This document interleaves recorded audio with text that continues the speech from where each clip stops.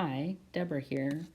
So today I'm going to show you how to set up screen time, which will allow you to set up time restrictions on your student's iPad, along with the possibility of restricting some website applications or websites that you would like to. So we're going to start with our Systems app, which is the gear on the dock. So if I open that up, I'm going to come over here to the left-hand side and click on Screen Time.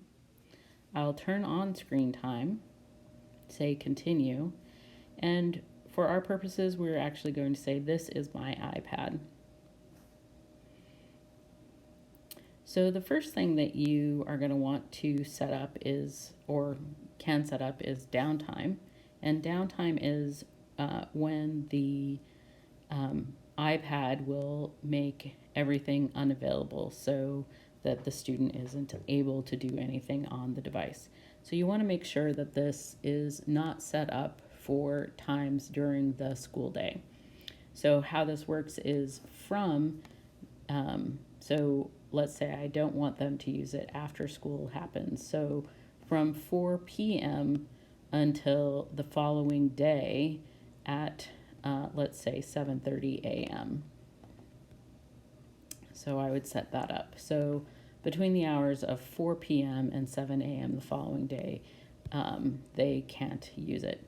You can also customize your days. So Sunday, let's say I want to allow them to have more access to their day. So from so it won't be available from 8 p.m. to 7:30 a.m., giving them more time.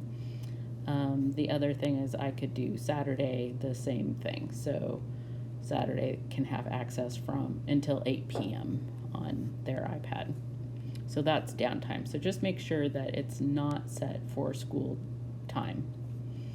Apps limits and allow always allowed apps.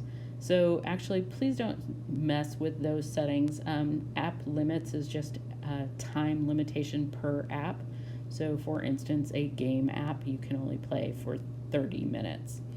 And most of our apps are in that category.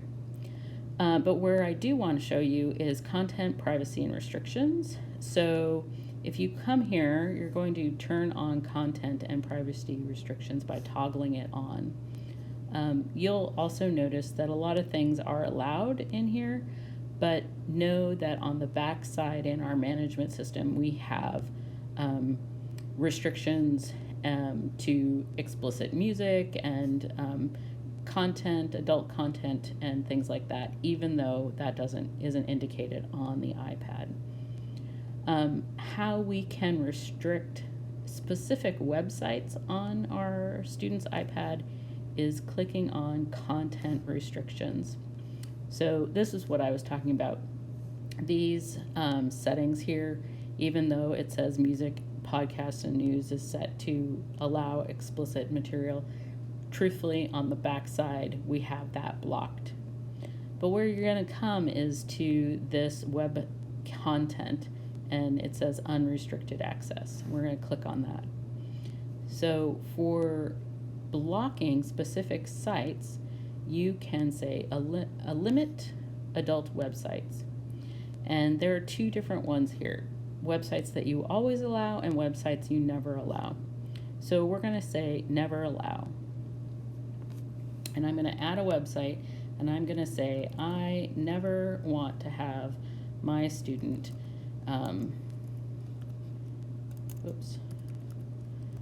access Disney.com. So now Disney.com is there and blocked. So if I click out, I go to Safari, and I try to get to Disney, it says that it's blocked. So you can add any website to content restrictions. Now, the big one that people are doing is YouTube.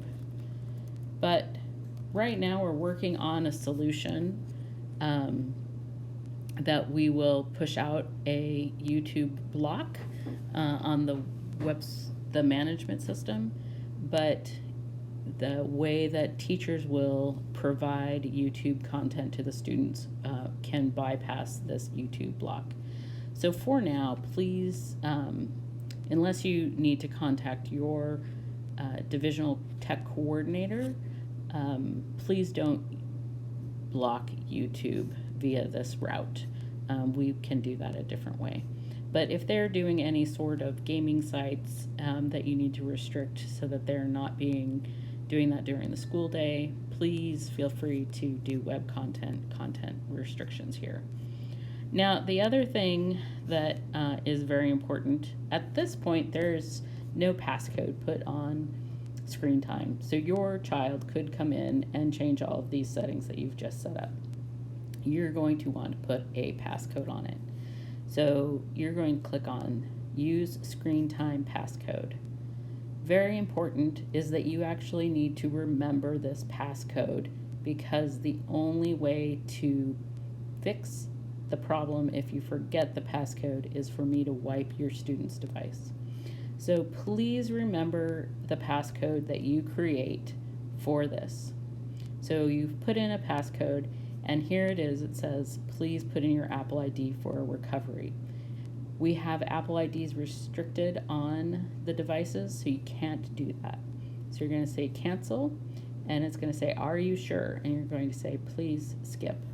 But this is yet again why you need to make sure you remember the passcode. So I'm going to make sure that I have I'm going to turn my passcode off just for my own purposes.